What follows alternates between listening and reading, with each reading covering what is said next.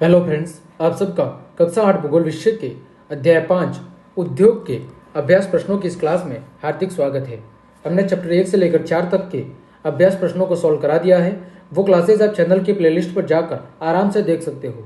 इस क्लास में हम अध्याय 5 के अभ्यास प्रश्नों को सॉल्व करने जा रहे हैं। तो चलिए क्लास शुरू करते हैं। देखें, पहला प्रश्न आपके सामने दिया गया है। निम्नलिखित प्रश्नों के उत्तर दीजिए। पहला है, उद्योग शब्द का क्या तात्पर्य है।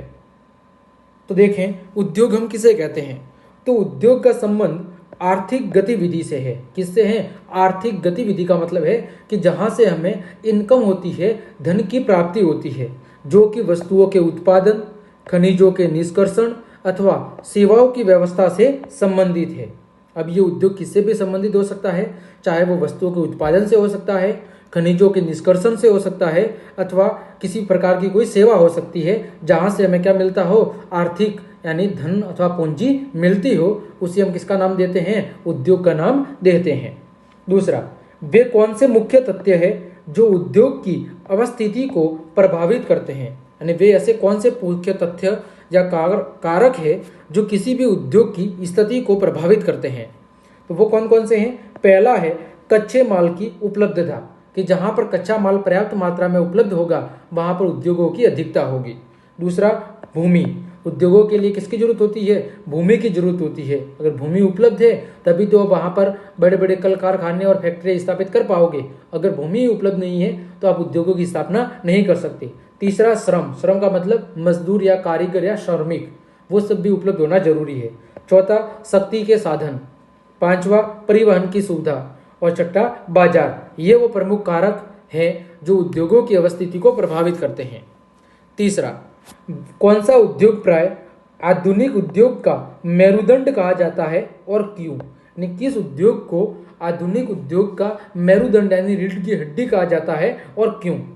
तो लोहा इस्पात उद्योग को आधुनिक उद्योग का मेरुदंड कहा जाता है, क्योंकि अन्य बाकी उद्योगों के लिए उनकी आधारभूत सामग्री जैसे औजार और मशीनरी या मशीनें आदि किससे बनी होती है? लोहा इस्पात से ही बनी होती है। इसी कारण से लोहा इस्पात उद्योग को आधुनिक उद्योगों का मेरुदंड अथवा रीढ़ की हड्डी कहा जाता है।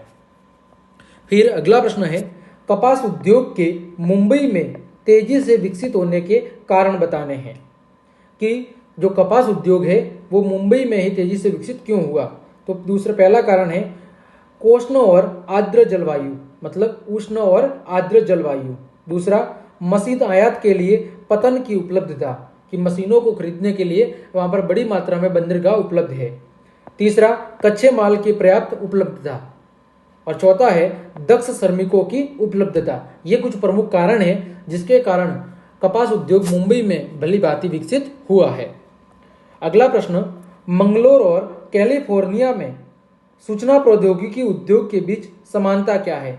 कि भारत में बेंगलोर और अमेरिका में कैलिफोर्निया, इन दोनों को सूचना प्रौद्योगिकी का गढ़ कहा जाता है। तो इन दोनों के बीच जो सूचना प्रौद्योगिकी उद्योग है उसमें क्या समानता है। तो देखें, सर्वाधिक संख्या में सूचना प्रौद्योगिकी महाविद्यालय और शैक्षिक संस्थान ये दोनों बेंगलोर और कैलिफोर्निया में मौजूद है। दूसरा, सुहावनी आकर्षक जलवायु तथा स्वच्छ पर्यावरण मौजूद है। तीसरा, अच्छी परिवहन सुविधाएं उपलब्ध है दोनों जगह पर। फिर निपुण और अनुभवी कार्य बल उपलब्ध है, यानी अच्छे निपुण और सक्षम और अनुभवी श्रमिक मौजूद है। और साथ ही पूंजी, वहाँ पर की जो आर्थिक व्यवस्था है, जो अर्थव्यवस्था है वो अच्छी है। यही दो कारण है कि इन दोनों शहरों में सूचना प्रौद्योगिकी जो उद्योग है उसका भली भांति विकास हुआ है। ठीक है, आगे बढ़ते हैं। सही उत्तर चिन्हित कीजिए। सिलिकॉन घाटी कहाँ स्थित है? तो वो कहाँ स्थित है? सिलिकॉन घाटी कैलिफोर्निया में। अगला, कौन सा उद्योग सनराइज उद्योग के नाम से जाना जाता है? तो जो सूचना प्रौद्योगिकी उद्योग है, इंफॉर्मेशन टेक्नोलॉजी, उस उद्योग को सनराइज उद्योग के नाम से भी जाना जाता है। निम्न में से कौन सा प्राकृतिक रेशा है? तो जूट एक प्राकृतिक रेशा है। अगला है, अंतर स्पष्ट कीजिए।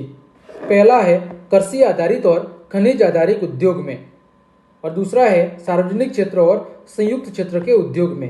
तो सबसे पहले बात करते हैं कृषि आधारित उद्योग और खनिज आधारित उद्योग में। तो अगर बात करें कृषि आधारित उद्योग की, तो जो उद्योग अपना कच्चा माल वनस्पति और जीव जंतुओं के अर्थात कृषि के उत्पादों से प्राप्त करते हैं, ऐसे उद्योगों को कृषि आधारित उद्योग कहते हैं। सीधी सी बात है, वे उद्योग जो अपने कच्चे माल के लिए कृषि पर निर्भर करते हैं, उन्हें कृषि आधारित उद्योग कहा जाता है। फिर बात करें खनिज आधारित उद्योग की, तो जो उद्योग अपने कच्चे माल के लिए खनिज अयस्कों पर निर्भर करते हैं, उन्हें खनिज आधारित उद्योग कहा जाता है।